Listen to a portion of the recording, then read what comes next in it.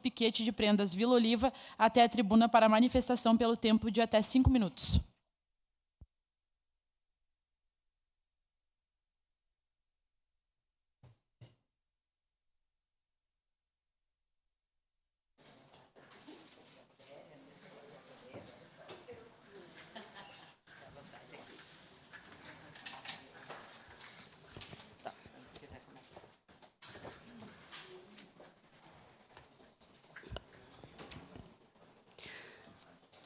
Bom dia a todos e todas.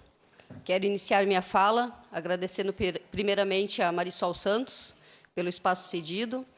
Com isso, estendo meus cumprimentos a todos aqui presentes, vereadores, imprensa, convidados, servidores da casa, e enfim. Me chamo Erlita Mendes, tenho 40 anos, sou natural de Caxias do Sul, de uma família de origens ligadas ao campo. Com o passar do tempo, fui tomando gosto pela gineteada. Com 15 anos, comecei a montar em rodeios. Tive bastante dificuldades no início, por ser um ambiente predominantemente masculino. Porém, com o passar do tempo, ganhei alguns títulos que demonstraram minha capacidade de competir de igual por igual. Com isso, fui ganhando o espaço e o respeito de todos.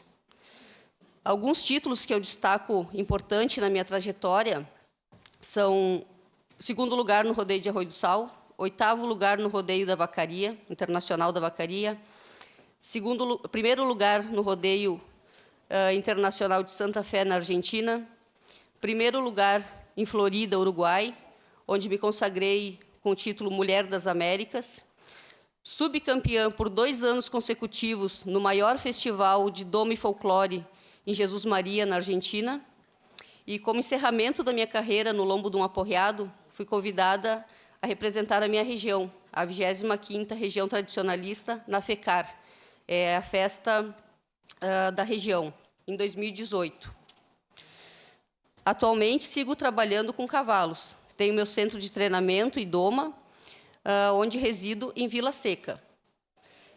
O motivo da minha presença aqui é que, alguns dias atrás, me chamou o organizador da festa, primeira festa internacional da mulher rural, que se realizará no dia de 7 a 8 de março de 2025, em Chivilcoy, província de Buenos Aires, Argentina, para formar uma delegação de mulheres a fins de um intercâmbio cultural, ou seja, representar a nossa cultura, representar a nossa gente, o nosso estado, o nosso país, nas provas campeiras, folclóricas e de culinária que haverá no evento. Para isso, formei uma delegação de 6 mulheres com um currículo invejável. Tenho certeza que seremos bem representados. Portanto, estou correndo contra o tempo, em busca de apoio e patrocínio para cobrir os altos gastos que teremos entre viagens, hotel e refeições.